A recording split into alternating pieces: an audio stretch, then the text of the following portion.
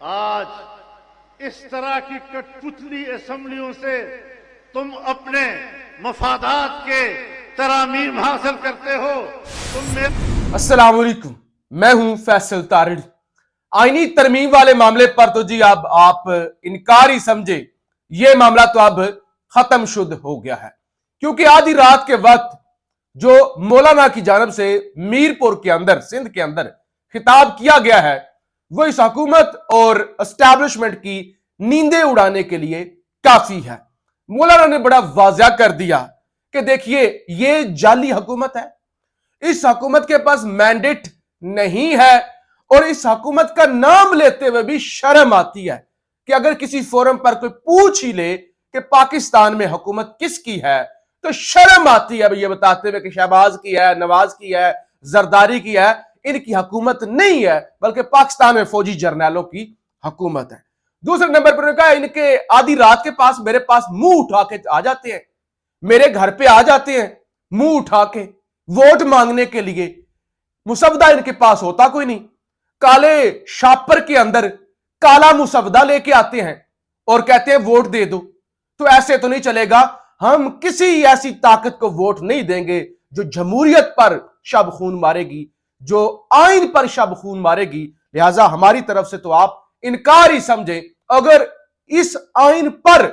शब खून मारा गया, खरीदो फरोख्त की गई, तो फिर हमारी तरफ से अलमे बगावत बुलंद होगा और हम आइन से खिलवाड़ करने की कोशिश अगर हुई तो फिर हम सड़कों पर निकलेंगे और तुम्हें ईवानों से घसीट कर बाहर निकालेंगे। मौलाना ने कहा मुझे एस्टैब्लिशमेंट वाले कहते हैं, आप इल्जाम लगाते हैं कि हमने धांधली करवाई है। मौलाना कहती हैं कि अगर इस मुल्क के अंदर आप नहीं धांधली करवाते तो फिर कोई माई का लाल करवा ही नहीं सकता।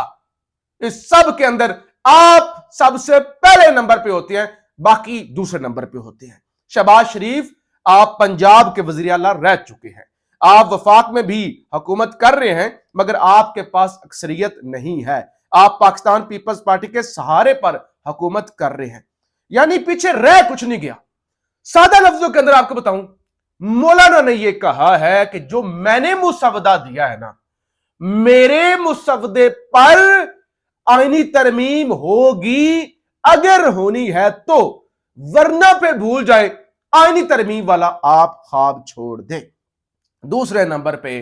पीटीआई का एहतजाज तो रात को उन्होंने कॉल ऑफ कर दिया था।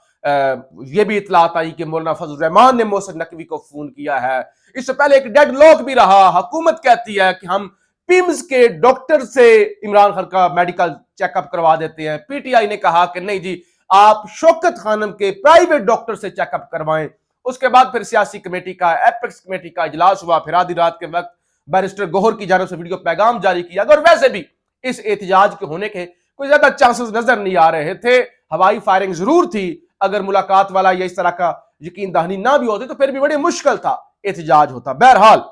अब हो क्या रहा है, यानी शहबाज शरीफ, अगर ये सारी सूरत हाल नाकाम हो जाती है, जो कि होती हुई नजर आ रही है, तो फिर शहबाज शरीफ को यह कह दिया गया है कि आप अपना इस्तीफा तैयार रखें। नुसरत जावेद साहब बुजुर्ग सहाफी हैं, उस्तादों के उस्ताद हैं, बड़े सहाफी हैं, वो ये कहते हैं कि इमरान खान से मुलाकात का जो आखिरी ऑप्शन था, आखिरी इख्तियार था, वो मोहसिन नकवी के पास था, हत्ता के शहबाज शरीफ के पास भी नहीं था। और आप यूं समझ लें कि आपके मुल्क का वजीर आजम वजीर दाखिला के अंडर काम करता है, और शहबाज शरीफ को बताया गया कि अगर एहतजाज मुलतवी करवाने के लिए इमरान खान से मुलाकात करवानी जरूरी है, अगर यानी मुलाकात के बगैर ये नहीं हो सकती एससीओ कॉन्फ्रेंस, तो फिर यह समझ ले पाकिस्तान के अंदर जो भी बैरूनी वफद आएगा, जो भी मेहमान आएगा, जब भी आएगा, उसका शेड्यूल लेने के लिए कि वो आए या ना आए, सबसे पहले आपको कैदी नंबर 804 के पास जाना पड़ेगा, आपको उससे पूछना पड़ेगा, अप्रूवल लेनी पड़ेगी।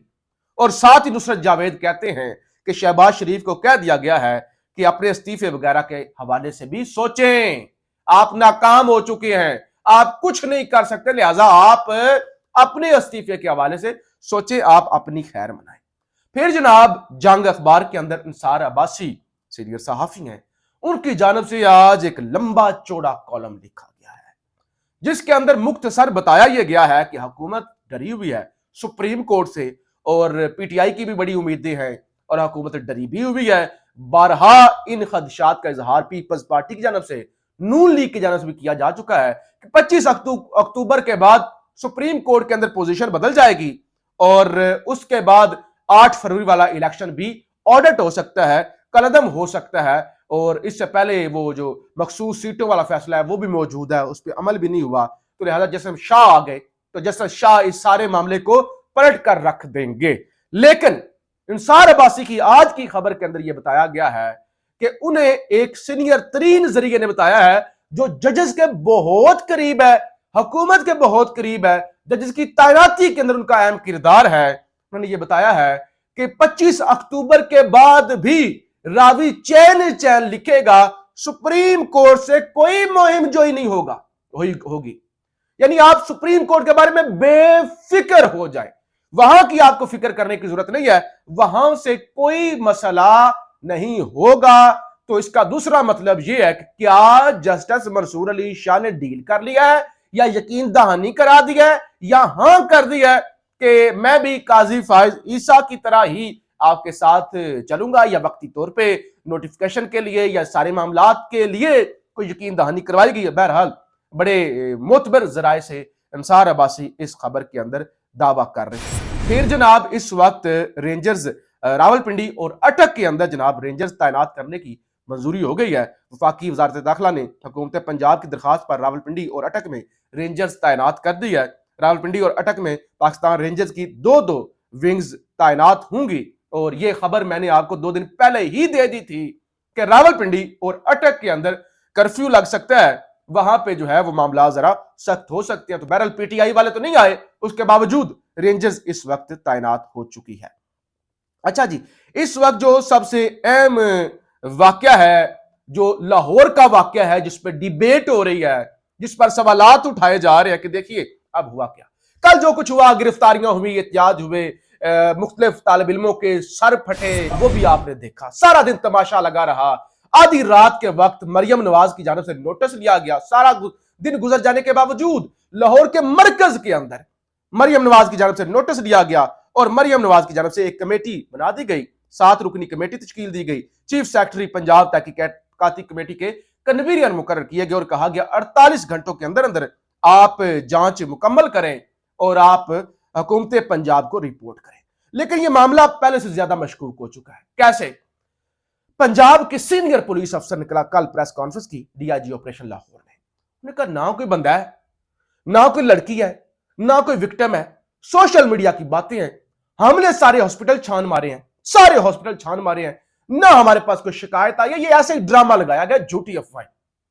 اچھا، یہ پولیس کی جانب سے پریس کانفرنس، اور اس کانفرنس کے اندر جو آخری پریس کانفرنس ہوئی اس کے اندر شہر بانو بھی بیٹھی ہوئی تھی، وہ جو پولیس والی خاتون جو بڑی وائرل، اچھا محسن نقوی کی رشتہ دار، وہ بھی بیٹھی ہوئی تھی۔ اچھا، یہ پریس کانفرنس بڑے انہوں نے کہا، واضح طریقے سے کی،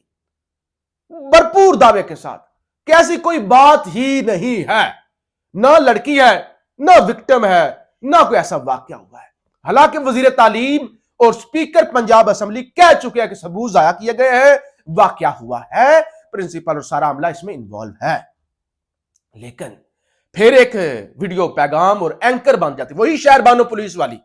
اینکر بن جاتی ہیں، قرآن کی آیات پڑھتی ہیں کہ جعلی فتنہ اور جعلی خبریں پھیلانے والے کے بارے میں قرآن کیا کہتا ہے، تصدیق کر لیجیے، اور ساتھ ہی 2 موٹے نوجوان وہ ساتھ انہوں نے کھڑے کیے ہوتے ہیں، ایک کہتے ہیں کہ لڑکی کا چچا ہے اور ایک لڑکی کا والد ہے، منہ پر ان کے ماسک ہوتے ہیں، اور وہ کہتے ہیں جی ہماری بچی جو ہے نا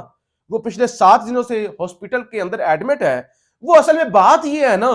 کہ وہ گھر کے اندر سیڑھیوں سے گر گئی تھی۔ ایک طرف پولیس کہہ رہی ہے کوئی واقعہ ہی نہیں ہوا، کوئی ہے ہی نہیں، کوئی وکٹم ہی نہیں، اچانک شہر بانو اینکر بن جاتی ہیں اور وہ ویڈیو ریکارڈ کرتی ہیں، ساتھ میں انٹرویو کرتی ہیں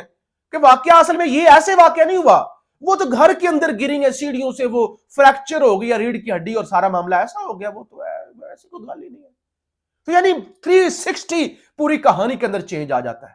اور وہ جو ماسک لگایا ہوتا ہے اللہ جانتا ہے کہ وہ لڑکی کے باپ ہے، یہ چچا ہے، کیا نہیں ہے۔ تو بہرحال یہ معاملہ پولیس کی وجہ سے، پنجاب حکومت کی خاموشی کو آپ چھوڑ دیں، میڈیا کی خاموشی کو بھی آپ چھوڑ دیں، پولیس کی وجہ سے انتہائی مشکوک۔ اچھا پھر طلبہ سوالات اٹھا رہے ہیں کہ اگر تو یہ معاملہ اتنا ہی سادہ ہے، بدھ کے روز کیا کرنے آئی تھی ایمبولینس کیمپس نمبر 10 کے اندر؟ اور یہ سارا معاملہ ایک طرف ہلچل مچتی ہے، ایک لڑکی کو لے کے جایا جاتا ہے، ایمبولینس آتی ہے کالج کے اندر، تو وہ کیا یہ محض اتفاق ہے کہ اسی دن وہ بچی نے سیڑھیوں سے گرنا تھا، اسی دن ایمبولینس لے آ جانا تھا؟ تو بہرحال یہ سارا متنازع معاملہ ہے، مشکوک معاملہ ہے، اور پولیس اس سارے واقعے کے اندر سب سے زیادہ مشکوک ہے۔